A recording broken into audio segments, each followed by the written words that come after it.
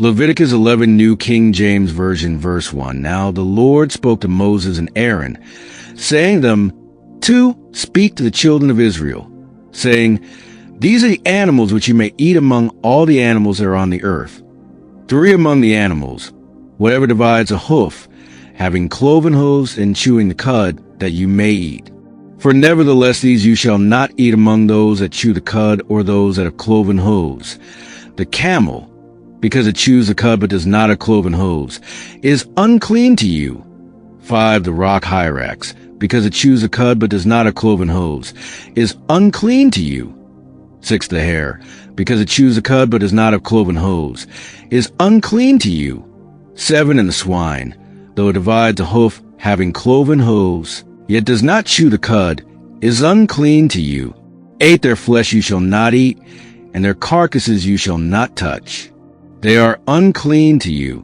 9, these you may eat of all that are in the water, whatever in the water has fins and scales, whether in the seas or in the rivers, that you may eat. 10, but all in the seas or in the rivers that do not have fins and scales, all that move in the water, or any living thing which is in the water, they are an abomination to you. 11, they shall be an abomination to you. You shall not eat their flesh, but you shall regard their carcasses as an abomination. 12, whatever in the water does not have fins or scales, that shall be an abomination to you. 13, and these you shall regard as an abomination among the birds. They shall not be eaten. They are an abomination. The eagle, the vulture, the buzzard. 14, the kite and the falcon after its kind. 15, every raven after its kind. 16, the ostrich, the short-eared owl, the seagull, and the hawk after its kind. 17, the little owl, the fisher owl, and the screech owl. 18, the white owl, the jackdaw, and the carrion vulture. 19, the stork, the heron after its kind, the hoopoe, and the bat. 20, all flying insects that creep on all fours shall be an abomination to you. 21, yet these you may eat of every flying insect that creeps on all fours, those which have jointed legs above their feet with which to leap on the earth. 22, these you may eat, the locust after its kind, the destroying locust after its kind, the cricket after its kind, and the grasshopper after its kind. 23, but all other flying insects which have 4 feet shall be an abomination to you. 24, by these you shall become unclean. Whoever touches the carcass of any of them shall be unclean until evening. 25, whoever carries part of the carcass of any of them shall wash his clothes and be unclean until evening. 26, the carcass of any animal which divides a foot, but is not cloven-hoofed or does not chew the cud, is unclean to you. Everyone who touches it shall be unclean. 27, and whatever goes on its paws, among all kind of animals that go on all fours, those are unclean to you. Whoever touches any such carcass shall be unclean until evening. 28, whoever carries any such carcass shall wash his clothes and be unclean until evening. It is unclean to you. 29, these also shall be unclean to you among the creeping things that creep on the earth, the mole, the mouse, and the large lizard after its kind. 30, the gecko, the monitor lizard, the sand reptile, the sand lizard, and the chameleon. 31, these are unclean to you among all that creep. Whoever touches them when they are dead shall be unclean until evening. 32, anything on which any of them falls, when they are dead shall be unclean, whether it is any item of wood or clothing or skin or sack, whatever item it is, in which any work is done, it must be put in water, and it shall be unclean until evening, then it shall be clean. 33, any earthen vessel into which any of them falls you shall break, and whatever is in it shall be unclean. 34, in such a vessel, any edible food upon which water falls becomes unclean, and any drink that may be drunk from becomes unclean. 35, and everything on which a part of any such carcass falls shall be unclean.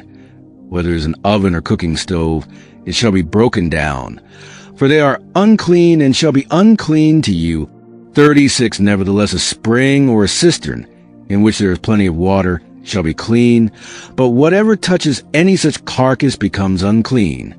37. And if a part of any such carcass falls on any planting seed, which is to be sown, it remains clean. 38. But if water is put on the seed, and if a part of any such carcass falls on it, it becomes unclean to you. 39. And if any animal which you may eat dies, he who touches its carcass shall be unclean until evening. 40. He who eats of its carcass shall wash his clothes and be unclean until evening. He also who carries its carcass shall wash his clothes and be unclean until evening. 41. And every creeping thing that creeps on the earth shall be an abomination. It shall not be eaten. 42. Whatever crawls on its belly, whatever goes on all fours, or whatever has many feet among all creeping things that creep on the earth, these you shall not eat, for they are an abomination. 43. You shall not make yourselves abominable with any creeping thing that creeps, nor shall you make yourselves unclean with them, lest you be defiled by them. 44. For I am the Lord your God. You shall therefore consecrate yourselves, and you shall be holy, for I am holy. Neither shall you defile yourselves with any creeping thing that creeps on the earth. 45. For I am the Lord who brings you up out of the land of Egypt, to be your God. You shall therefore be holy, for I am holy. 46. This is the law of the animals and the birds and every living creature that moves in the waters, and of every creature that creeps on the earth.